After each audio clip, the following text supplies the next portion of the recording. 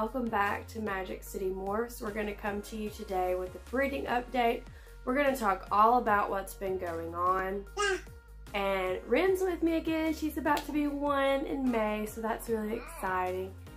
So she's changing all the time, like I said in previous videos. And you'll be seeing a lot more of her in the videos to come. I don't have any snakes out with me today because we actually fed everybody last night. So as you know, we got to give them up to 48 hours to digest their food before we can get them out. But we're going to talk to you a little bit about what's been going on with our breeding.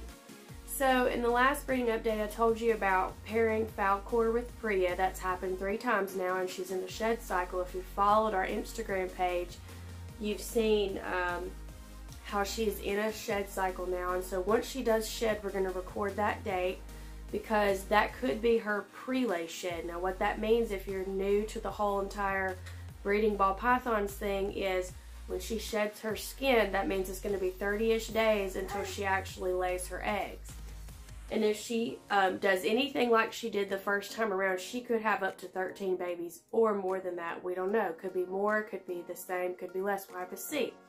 Now Pria, if you don't remember me talking about her genes in previous videos, she is lesser cinnamon. You could call her cinnamon lesser, lithium ball python, cinny lesser, lesser cinny. There's different ways you can say it. Now Falkor, the male we've paired her with, he is a banana mystic potion, also known as a fruit passion. He has banana Mohavian mystic. So he carries the same genes that Lucian does, our blue-eyed leucistic ball python, to make more blue-eyed Lucies. That's why we got him back in December, so we can have another male on hand that's a proven breeder that can go ahead and start helping us produce some of these snakes.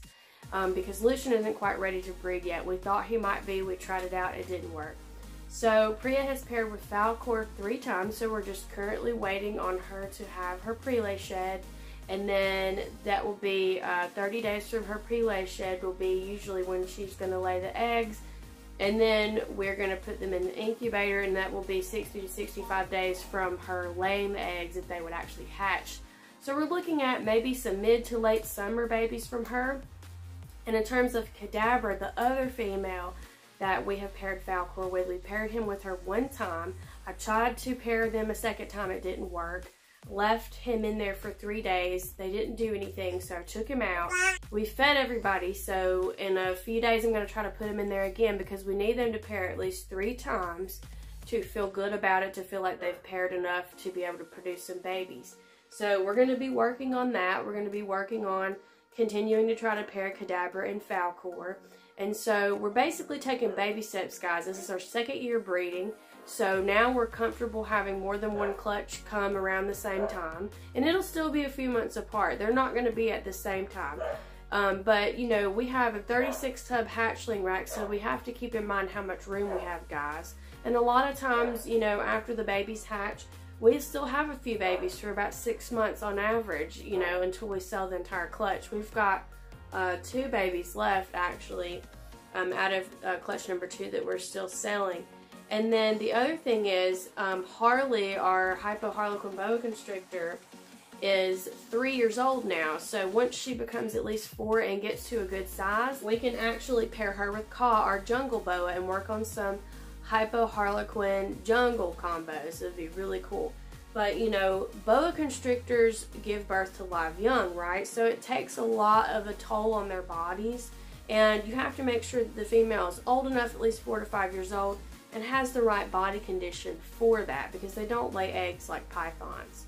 So that's one thing that we're going to be working on, and probably the year that we do pair our boas is going to be pretty much all we do, because as you know, boas can have up to 30 to 35 babies at one time, and that's a lot of babies. And like I said, our hatchling rack has 36 tubs. So we have to be mindful, guys, of the room that we have to house babies until they go to new homes. And we could easily buy another hatchling rack, which we probably would in the future. That would give us 72 hatchling tubs if we bought another one like we have. But we're not really looking to do that at the moment. So we're going to just work with what we have. You know, it's our 2nd year breeding, so we're still kind of getting our feet wet. But we're very, very excited to hopefully produce some blue-eyed Lucies from Pria and Falkor, and then also some more super mystics, banana super mystics, mystic potions, and more fruit passions like Falkor.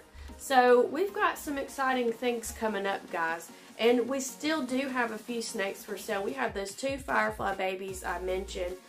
They're 100% het albino. They are 66% het clown. We actually sold their dad this weekend to 2 people that actually had also bought one of the babies, so they wanted him, and we retired him. We were no longer having any projects where we were going to work with him in the future, so we decided to sell him. Also, we have our Kenyan Sambo, and we're still doing the local pickup deal. If you come over and you pick her up for $250, you will get her food, her entire setup for free with her. So that's our local pickup deal. If you want to come get our subadult albino Kenyan Samboa, you can take her and everything she needs home for $250. And then also we have Nala. She is our chainsaw ball python. She is Mojave cinnamon and pinstripe. So she carries the genes that can also create blue-eyed Lucy. So if you're interested in anything like that, keep Nala in mind. I'm going to weigh her again soon, but last time I weighed her, she was over 900 grams. So she's getting very close to breeding weight, guys. She's not far off. And we also have Calypso. She's our normal double het orange ghost clown. So you can actually get into some recessive stuff with her if you're interested in her. She's a subadult, so she'll need another year or so. Wow, Ren's really trying to come out of this now. So she's got another year or so under her belt where she needs to grow a little bit more, gain a little bit more weight. But she will definitely be ready to breed in no time if you're interested in that. But yes, guys, we're so excited for what's coming.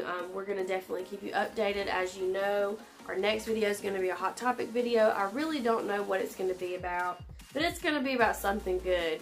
And then obviously in between we do these breeding update videos, and then we do a species spotlight video. We really hope that you enjoyed our last species spotlight video on the Kenyan Sandboa.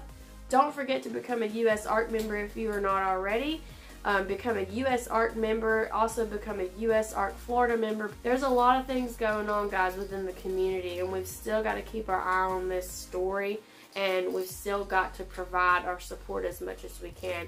So please, if you haven't already, join US ARC and US ARC Florida. Make donations. We really, really need all the support we can get. I have the links down in the description if you're interested in going to either of those sites.